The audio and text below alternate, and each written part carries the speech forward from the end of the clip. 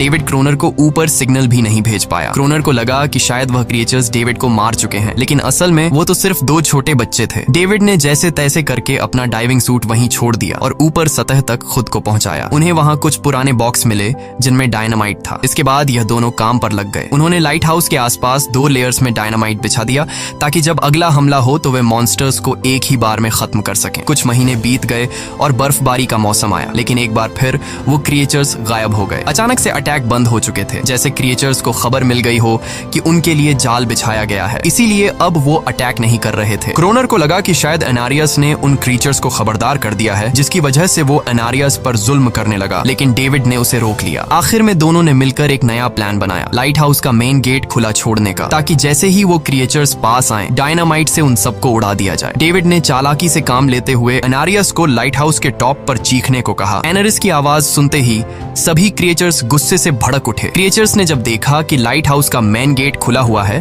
तो उन्हें लगा कि यह अच्छा मौका है एनारियस को छुड़ाने का, लेकिन असल में यह उनके लिए एक चाल थी। कुछ ही देर में वह क्रिएचर समंदर से बाहर निकलने लगे। वे सीधे मेन गेट की तरफ बढ़े और अंदर घुसते ही डेविड पर हमला कर दिया। डेविड भी हिम्मत दिखाता है और क्रिएचर से जान छुड़ा लेता है। जैसे ही वे सभी क्रिएचर लाइट हाउस के पास पहुंच जाते हैं तो क्रोनर डायनामाइट का लीवर दबा देता है, लेकिन ब्लास्ट नहीं होता। असल में डेविड ने उसका कनेक्शन खोल दिया था और क्रोनर उसे दोबारा लगाना भूल गया था। डेविड तुरंत ऊपर भागता है और डायनामाइट का वायर जोड़ना शुरू करता है। तब तक वो क्रिएचर्स लाइट हाउस पर चढ़ने की कोशिश कर रहे होते हैं, जिन्हें सिर्फ अकेला क्रोनर रोकता है। जैसे ही कनेक्शन पूरा होता है डेविड पहला लेयर उड़ा देता है, जिससे कई क्रिएचर्स ब्लास्ट में खत्म हो जाते हैं, लेकिन अभी भी काफी मॉन्स्टर्स लाइट हाउस पर हमला करने के लिए तैयार होते हैं। इस वजह से क्रोनर दूसरा लेयर भी ब्लास्ट कर देता है। दोनों उस जोरदार धमाके में बेहोश हो जाते हैं। अगली सुबह जब दोनों होश में आए तो उन्होंने देखा कि एनारियस वहां नहीं थी। ब्लास्ट में चारों तरफ मरे हुए क्रिएचर्स पड़े थे। क्रोनर उन सबको मार रहा था जो जख्मी हालत में जिंदा बचे थे। तभी डेविड की नजर उनमें से एक के गले में लटके एक नेकलेस पर पड़ी। उस क्रिएचर को तड़पता हुआ देखकर डेविड को उस पर तरस आ जाता है और उसे अपनी गलती का एहसास हो जाता है। जिन क्रिएचर्स को वह अब तक खूंखार समझते आए थे वो भी इंसानों की तरह थे, सिर्फ बोल नहीं सकते थे। लेकिन क्रोनर के लिए यह सब बेकार बातें थीं। उस दिन के बाद वह क्रिएचर्स फिर कभी अटैक नहीं कर पाए, लेकिन हर दिन समंदर के किनारे से रोने की आवाजें आती थीं। डेविड को अब तक नहीं पता था कि उन्होंने कितना बड़ा नुकसान कर दिया था, कितनी फैमिली टूट गई, कितने बच्चों ने अपने लोग खो दिए, सिर्फ एक गलतफहमी की वजह से। अगले दिन डेविड ने समंदर में उन क्रिएचर्स के कुछ छोटे छोटे बच्चों को देखा, वो सब जिन्होंने अपने परिवार खो दिए थे। डेविड ने पत्थरों का एक गोल सर्कल बनाया और उसके बीच में वह छोटी टॉय बोट रख दी ताकि एनारिस उसे देखकर वापस लौट आए। डेविड ने कई घंटे इंतजार किया, लेकिन एनारिस कभी वापस नहीं आई। सुबह नींद से जागने के बाद डेविड ने देखा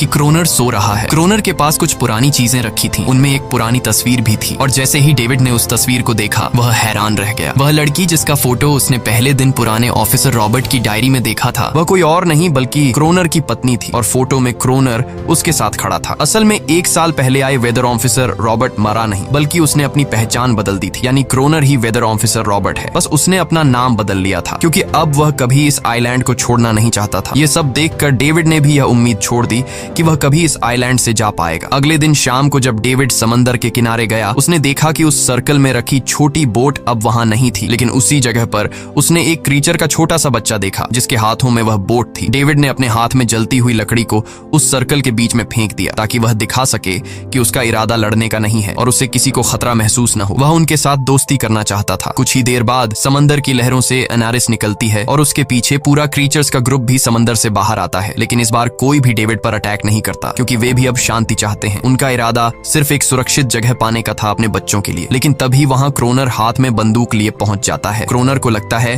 कि अगर शांति हो गई तो उसे सबसे ऊपर होने का एहसास कैसे होगा। डेविड उसे समझाने की कोशिश करता है कि ये क्रीचर्स लड़ना नहीं चाहते, ये शांति चाहते हैं, लेकिन क्रोनर किसी की नहीं सुनता। वो एनेरियस से चिल्लाकर कहता है अंदर चली जाओ, लेकिन ये पहली बार था कि एनेरियस ने उसकी बात नहीं मानी क्योंकि अब वह उसकी नौकरानी नहीं थी। यह देखकर क्रोनर को लगता है कि अब इस आइलैंड पर उसकी बादशाहत नहीं रही। क्रोनर खुद को अंदर से कमजोर महसूस करने लगता है क्योंकि अब कोई भी उसका हुक्म नहीं मान रहा था। गुस्से में उसने लाइट हाउस की तरफ कदम बढ़ाए। डेविड को लगा शायद क्रोनर को अब समझ आ गया होगा कि हर एक जानवर आजादी चाहता है, कोई भी किसी का गुलाम बनकर नहीं जीना चाहता। लेकिन क्रोनर के सर से बादशाहत का भूत कहां उतरने वाला था। जैसे ही वह लाइट हाउस पहुंचा, उसने सिग्नल गन से एक फ्लेयर छोड़ी जो सीधा जाकर एक क्रीचर के बच्चे से टकरा गई। उस बच्चे की तुरंत मौत हो गई। सभी क्रीचर्स डर के मारे भाग गए और एनेरियस ने भी डेविड पर अपना पूरा भरोसा खो दिया। गुस्से से पागल डेविड तुरंत लाइट हाउस की तरफ भागता है ग्रोनर को सबक सिखाने। डेविड उससे लड़ने लगता है, क्यों किया तूने ये सब? ये लोग तो बस शांति चाहते थे। लेकिन ग्रोनर इतना हिंसक हो चुका था कि उसने डेविड को मारने का फैसला कर लिया। वह हाथ में लोहे का रॉड लेकर जैसे ही डेविड पर वार करने जा रहा था, डेविड ने उसे उसके असली नाम से पुकारा और कहा, रुक जाओ रॉबर्ट, तुम खूनी नहीं हो। ये सुनकर ग्रोनर एकदम रुक गया। असल में रॉबर्ट ऐसा इंसान कभी था ही नहीं। इस आइलैंड पर आने के बाद अकेले रहने की वजह से उसकी मेंटल हेल्थ बिगड़ चुकी थी। अकेलापन, अपनी पत्नी की मौत और गहरा डिप्रेशन, इन सब ने उसे ऐसा बना दिया था। वह असल में कोई किलर नहीं था, वह एक अच्छा इंसान था। ग्रोनर को एहसास हुआ कि ये क्रीचर्स कभी लड़ना नहीं चाहते थे, वे बस शांति चाहते थे। ग्रोनर ने उन्हें सिर्फ इसलिए मारा ताकि वह खुद को पावरफुल दिखा सके। और अब ग्रोनर को अपनी गलती का एहसास हो चुका था, इसीलिए उसने खुद को उन क्रीचर्स के सामने सरेंडर कर दिया और कुछ ही पलों में उन्होंने उसे मार दिया। डेविड लाइट हाउस के अंदर खुद को लॉक कर लेता है। समय ऐसे ही बीतता चला जाता है